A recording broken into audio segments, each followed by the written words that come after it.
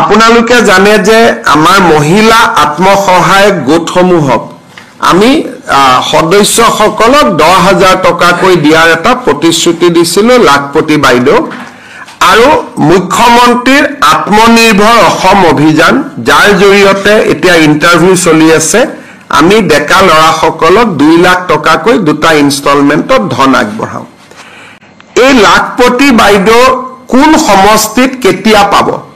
অহা 9 তাৰিখে তাৰ আমি শিডিউলখন পাবলিশ কৰিম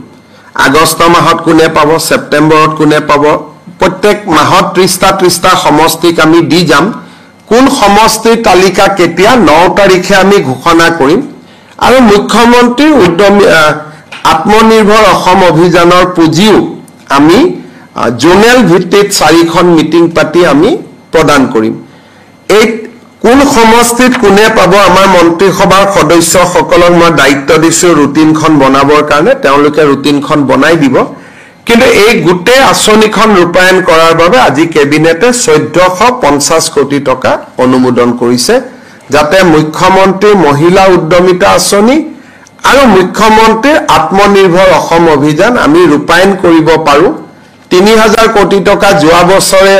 অনুমোদন দিয়া হৈছিল গতিকে সৰ্বমুঠ 4500 কোটি টকাৰে এই দুইখন আঁচনি ৰূপায়ণ হ'ব